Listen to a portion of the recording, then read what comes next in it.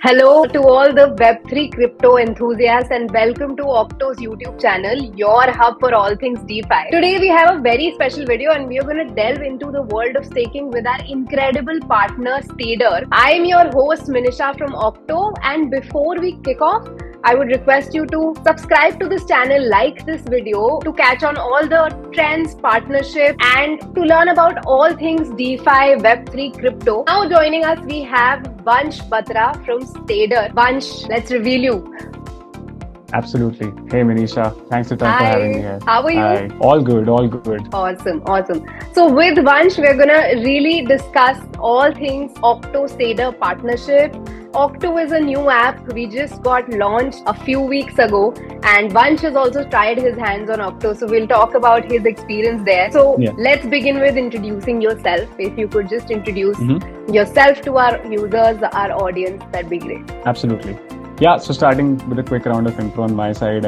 Once this side, I'm a business manager at Stader Labs. So I basically take care of all things business related, especially for our BNB and Matic staking products. Coming to Stader, it's multi-chain staking platform, which means that we offer passive income to users by the way of staking on top of multiple chains. It's not specific to one chain. Almost all leading proof of stake chains are out there, including BNB, Matic, Near, Phantom, Hedera, etc. So we're live on 6 chains right now, and we're soon going live on ETH as well. Coming to the fundamental question, what is staking? I think how a crypto native or a non-crypto native user sort of could think of it as a way to earn passive income or yields on top of crypto that you already have. So let's say you're a user who's holding some crypto and you're bullish on that particular asset and you want to earn some passive income on top of it or yields on top of it, right? Staking allows you to do that, but in a very organic and a minimal risk sort of a way. And when I say organic, what do I mean by it? You don't need to lend out your tokens. So it's not lending. You don't need to put it on DeFi in terms of, putting it on a DEX or anything to earn yields. It's organic in the sense that it's generated from the very way the consensus is governed for the blockchain. So if I were to talk about how this is coming, we would have to go back to consensus mechanisms a bit, and feel free to double click on anything that you want me to, right? And I can double click on that. Broadly, there are 2 consensus mechanisms. We started with proof of work, which is Bitcoin. And I'm sure you guys have sort of talked about it in your previous videos. And then proof of stake came with Ethereum, and multiple other chains caught onto this trend because this is much more scalable and energy efficient.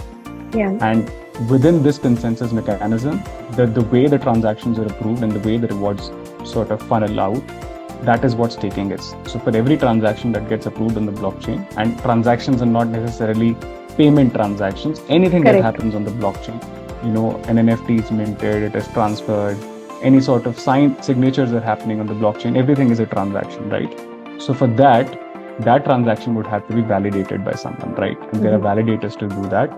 And every transaction that is validated, some transaction fee has to be paid out. And a part of that transaction fee, in very layman terms, is funneled back to people who stake their crypto, right? And this is what staking fee is. Coming to what Stader does, we do liquid staking, which is staking on steroids, as we say, or an evolved version of staking, right? What really happens is that there are some inefficiencies with the staking system. Even this is a very organic and low risk sort of a way to earn yield. And the inefficiencies are that when you stake your crypto directly with a validator, one, you have to first identify, okay, there are X number of validators out there. On ETH, there are like thousands of them. On a chain like BNB, there are 29 validators. But you as a person who's just very new to crypto, it would be very difficult to identify which validator to go to, because all of them are offering yields. The yields are varying every day. It's a real-time thing. And they have multiple metrics like uptime, slashing history, fee, etc. We won't go into that. But for a common user who's new to the space, it's very difficult to analyze which validator to go with. So Stader steps in there and sort of, on a very constant real-time basis, analyzes the performance of each of the validators. And for all the stakes that come through us via users, we pool it together and put it to the validators which are performing the best to sort of balance the risk and reward for the user. So the user doesn't have to worry about validator selection and management. Second is, when you stake your assets, for every chain, there is some sort of a network constraint in terms of the fact that your crypto assets get locked up, right? In the BNB chain, for example, when you stake your BNB, it gets locked up for 7 days, right? For any XYZ crypto user who stakes their BNB, wants to sort of get it back immediately, there is no option. They would have to wait for 7 days. And thus, if anyone has urgent need of funds, they want their BNB back for whatever reason, they cannot do that. With liquid staking, there is the option of instant liquidity. What you can do is you have a liquid token which mirrors or represents your staked BNB, and that token is like a derivative which represents your staked BNB, and that can be swapped for BNB at any point of time, like within seconds on a decentralized exchange. So that's what we do. Happy to sort of double click on anything, but sure. So just to break down, you said there is a traditional staking and there's a more evolved liquid staking which you do. You essentially help with two things. One is the validation. So you pool the assets and you choose the most efficient or most ideal validator for the user on the user's behalf. In traditional staking, we can't do that. Yes. Ideally, you wouldn't be able to pool it yourself. Like, you would have to choose the validators. If you want, you can split your portfolio across validators, but it's a very cumbersome task. So at the user's level, the user has to have all of the knowledge, do it manually, check this, or maybe use some other tools. But Stader does that for the user. So choosing validation is one. You were saying something. Sorry. Yeah. Plus, I was just mentioning that, of course, this is something that we do, but it's not a one-time activity. So let's say you as a staker decides to go with X validator today, because X validator is performing the best today and you've done the best possible analysis, putting in hours of research. But that won't be the same case tomorrow, because this performance keeps on varying every day. So what Stader does is it keeps on rebalancing the stakes across validators also, so that you as a user don't have to sort of screen or monitor the validator performance every day. So we take care of that on a real-time basis. Awesome. And the second bit that you said was validation. The other was the liquid part of your liquid staking. Yes. Is that for a traditional staking, users will have to wait for 7 days if they want their money back, or if they want to de-stake. So they will have to wait for 7 days. But with Stader, you create a duplicate token. Is it similar to ETH and wrapped ETH? Not really. Can I double click on this? Yeah. Absolutely. So this is interesting. Wrapping of a token essentially it typically happens when you want to use a token across some other chain, right? Correct. So ETH sits on Ethereum. Maximum ETH sits on Ethereum by far. Correct. And this is a myth that a lot of people would have. But not all of ETH sits on Ethereum, right? Some ETH sits on BNB chain, some ETH sits on other chains. But ETH by itself cannot be sitting on another chain because it's a token native to Ethereum, right? So for ETH, in its same value, in its truest sense, to sit on another chain, it will have to be wrapped. So when we say wrapped, it's essentially like just wrapping it up in a way that the intrinsic value remains the same, but it's eligible to be held on another chain. So wrapped ETH on BNB chain is the WETH that exists on BNB chain specifically. So wrapping essentially allows you to have a particular token across multiple chains. But what we have is essentially a derivative, and this derivative represents. It's a derivative. Got it. Yes, it's a derivative that just represents the amount of asset that you've staked with us.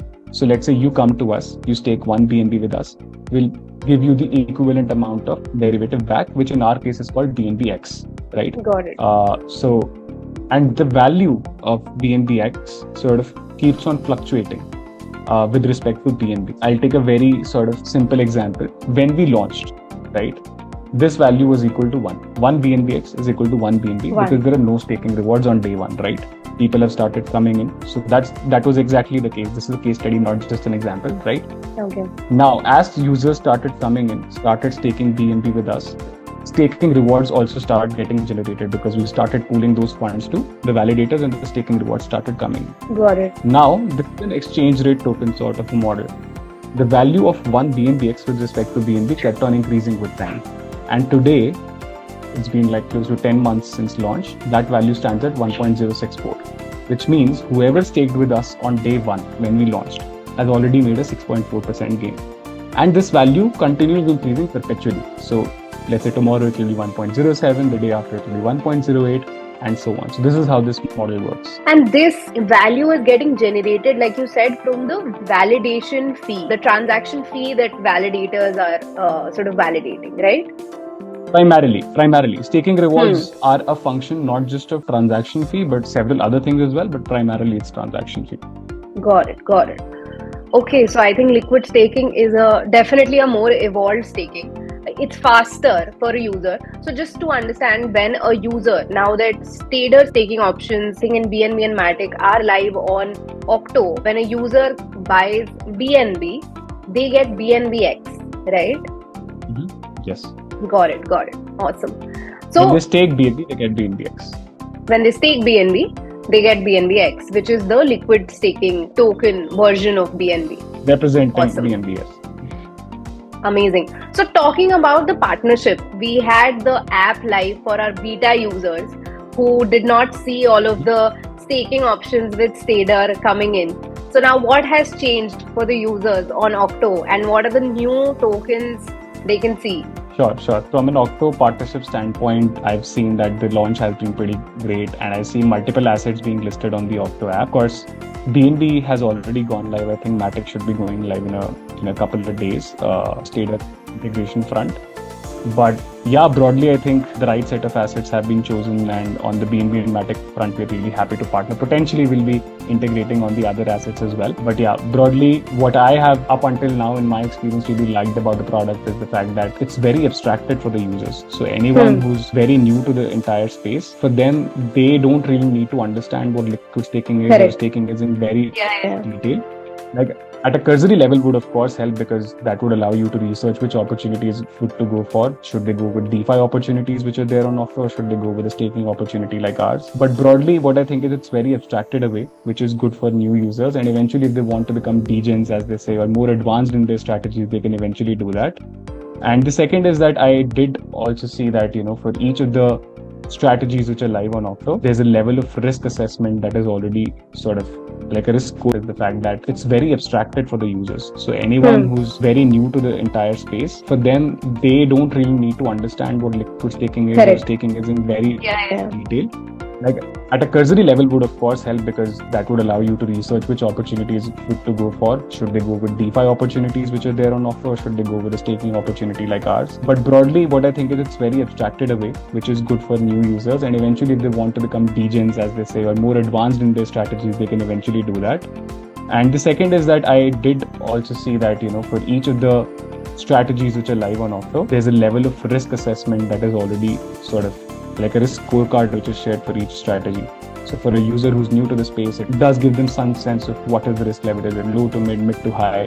And then of course the yields are also corresponding. So for someone who's willing to take, let's say, a medium amount of risk and yields which are in double-digit numbers, they're good to go with that. For someone who's risk averse, they're good to go with 5-6% yield. So I think it's very user-friendly in that sense, that there are multiple opportunities, all with leading DeFi partners and staking partners like us. And yeah, of course, it's sort of very abstracted away. Awesome. So for our users as well, on the Okto app, you can go to Earn, which is at the bottom of the home screen of Okto. At the top, you'll see BNB with Stader, and you'll be able to see the APY. You just have to click on that and enter the amount that you want to stake, verify your details, and then confirm. And I think that's how anybody can start participating in staking.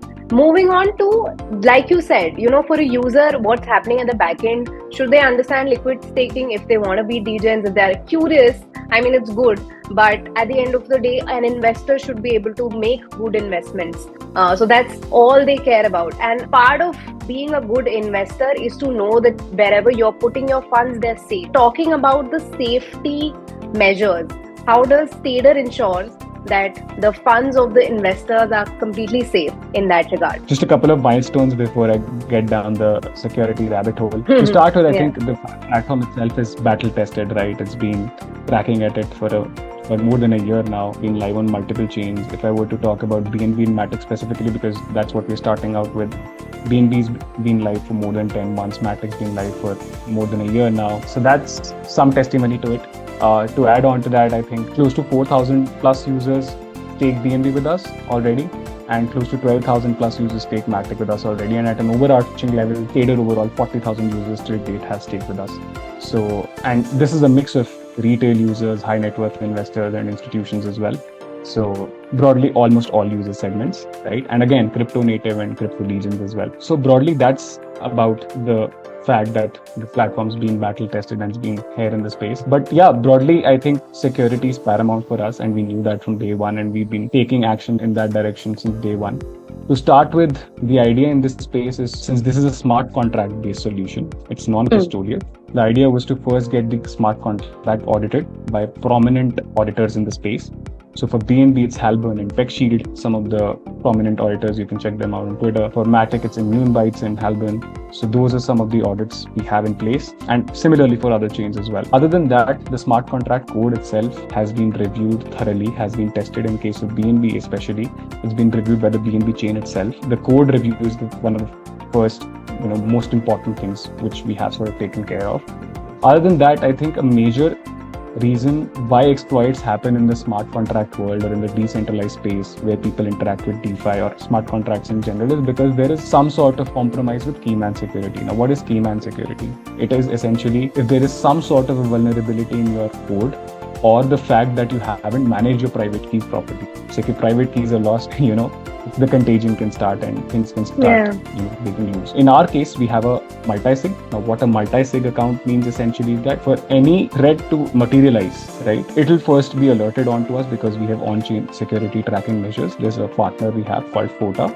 So in case there's any potential threat, we are alerted. And in case there is a real threat which is sort of going to materialize in some time and we're alerted on it, for that to materialize, it wouldn't be the case that only one signature is required by someone who sort of has access to the private key and they can do some malicious deployment of the funds or take away all the funds.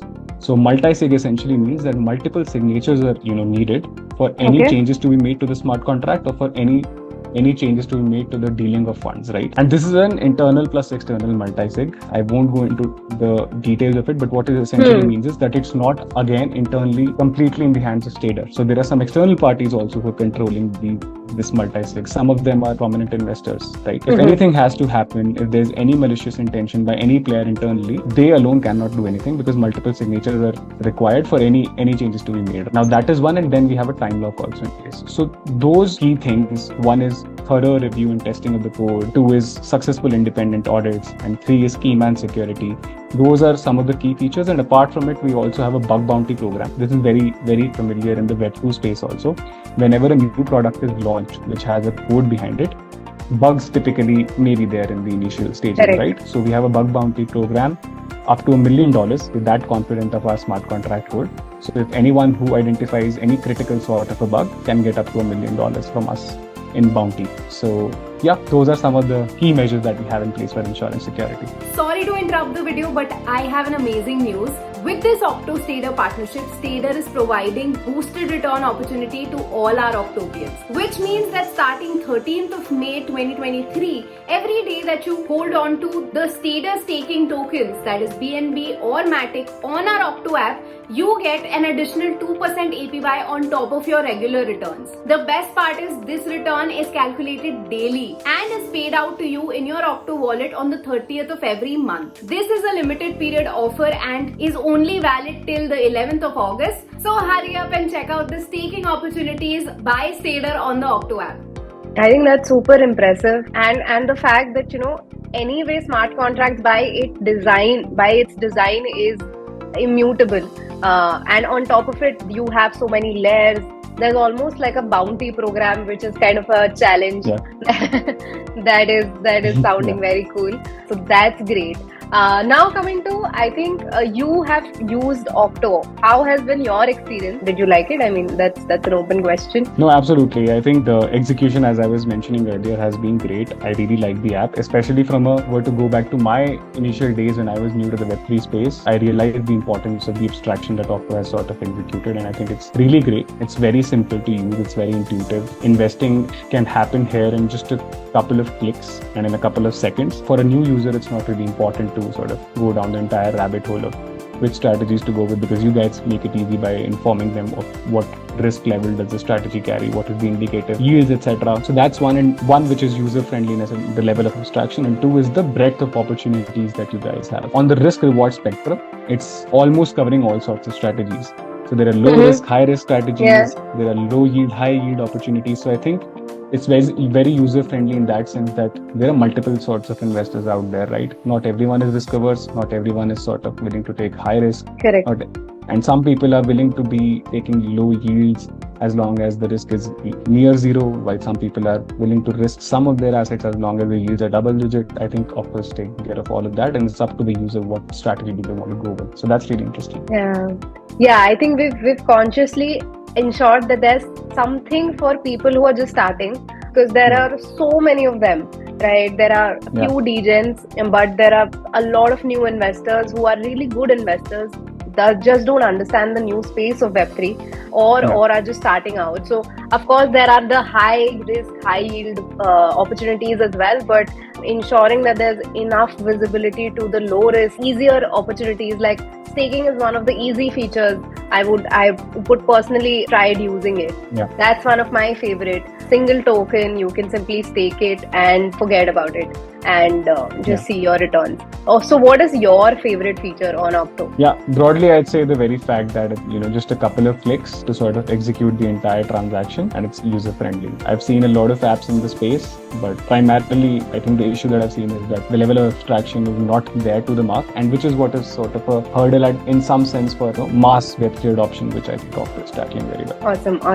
Vansh, also I think there are a lot of complexities in the world of staking. How does Stader manage that? Broadly, the way Stader is structured, as I told you, it's a multi-chain staking platform, and each chain has its own nuances to it, right? We have some chains which are EVM compatible, just Ethereum virtual machine compatible, such as BNB and Matic are EVM. But then there are some chains which are having a different implementation altogether. They're not EVM, right? So there's Hedera, which has a HTS token implementation, completely different, right? Completely different ecosystem altogether. Near is also completely different. How we've structured the GTM plan for all of these chains is the fact that it's divided chain wise for us, right? So for each chain, we have like a separate team altogether, starting from the business heads to the smart contract developers, to the marketing team, product team, analysts, interns, etc. That allows us to sort of own the key metrics and the product features and the code related stuff for that particular chain. The OKRs lie with that particular team only. So I think that has really helped. Of course, there are central initiatives which are being taken on. Of course, partnerships with institutional partners, the likes of Okto itself, is something which is taken up centrally. Broadly, I think that's what has helped us to sort of tackle these challenges heads on. For example, if you were to see our following structure on socials like Twitter and Telegram, what we do is a nested sort of structure. So there is an overarching Stader handle, and then there are handles for each of the chains. So at any point of time, the team for each chain is handling their own product initiatives, marketing initiatives, campaigns, etc. But then there's an overarching central team also, which is taking care of all BD level initiatives or overarching Stader growth initiatives. So that's what has allowed us to sort of keep cracking at it and be live on more chains. I think by the end of 2023, the idea is to be live on 10 leading chains. Ethereum is going to launch super soon. That'll be exciting. ETH has a lot of things happening there. So really looking forward to that. One last question, and that's personally I want to ask from a user's POV. There are a lot of platforms like Stader. How do you think Stader is set apart? What do you think sets it apart from the other similar platforms from a user POV? It's just focusing on the fundamentals, right? From a user's POV, what matters to you? Number one, security. As I mentioned, almost every fundamental lever there is to security, we've taken care of that. At a smart contract code level, thorough reviews and testing, independent successful audits by multiple auditors, not just one auditor, so that we hedge against any sort of risk in case of any vulnerability that was for some reason bypassed. We do multiple audits, right? There is key man security risk prevention by doing multi-SX and time locks, etc. Plus there are bug bounties, as I mentioned, right? So security taken care of. What is the next big thing that a user requires? Yields, right? High yields, minimal level of risk. That also is thoroughly taken care of, because as I mentioned, we don't run our own validators node, but we manage validators for you. So for you as a user, one, you have to identify validators. That itself is a very cumbersome task. Two, even if you identify a validator, the performance is going to change real time. You'll have to keep on monitoring it. That is again, cumbersome max. Like just take it 10x, right? And then just staking to one validator itself is a risk, because it might happen that today that validator is the best, tomorrow it might be in the bottom 10 percentile, right? It does happen in this space. So it's very important to keep on evaluating and, if possible, stake across multiple validators. Now, staking across multiple validators is also cumbersome. So what Stader does is take stakes from multiple users. Say in a day, 200 stakers stake with us. The funds are pooled and then staked across 5 or 6 best validators of the day, right? Plus some other metrics that I have. That is the second number thing, which is yield. Yield is taken care of because we choose the best performing validators or some of the best performing validators out there. So broadly, I think those things are taken care of. Apart from that, one thing that I didn't mention is that liquid staking is not just about instant liquidity and the fact that you get access to your funds immediately. It's also a doorway to DeFi, right? This derivative that you have in your hand once with us, right? That derivative can then be deployed in DeFi to earn even more yields. So just taking a very simple example here, you stake 1 BNB with us. Let's say today the product has launched and the exchange rate is 1 for convenience, right? You get back 1 BNBX. That BNBX can then be put in DeFi opportunities. You can lend BNBX, you can put it on a DEX and earn like 10-15% yields on top of staking yields. So overall yields could be as healthy as 20-25%. Of course, you'll have to assume some smart contract risk of DeFi. Broadly, these three things: security, having the best validators in place, constantly managing them to get the best possible yields for users, and 3, choosing the leading DeFi partners in the space and partnering with them. So if you see on both BNB and Matic side, we have partnered with some of the best protocols. For example, on BNB, it's Pancake Swap, Thena, Ellipsis. On Matic, it's Aave, it's a lending protocol, which is also there on BNB. On the Matic side, there's also Balancer, which is a leading DEX. So there's millions of dollars worth of liquidity sitting in BNBX and MaticX based pools. The idea is why I say liquid staking is staking in steroids, because it's not just about instant liquidity, but it's also about using that derivative to earn even more yields with DeFi. So for the user, it's the best kind of earnings through yields. You're saving them time and effort and knowledge of understanding, identifying validators, and also constantly monitoring their performance. And the third is, of course, with the derivative, so much is possible in the world of DeFi. So I think that's a pretty good, and security above all. That's a pretty good offering. And thank you so much, Vansh. These were all the questions I had. If we get more users' questions, I'll get them to you and invite you again. Maybe let's do a live where users are asking us questions next time. Let's explore something interesting. But thank you for your time. This was amazing. Absolutely. Thanks a ton for having me here. It was great chatting to you. Crypto to Okto wallet, you confirm understanding its risk. We make no warranties or representations about third-party material on Okto or value, utility, or legal status of crypto. There is no legal recourse for any loss from such transaction.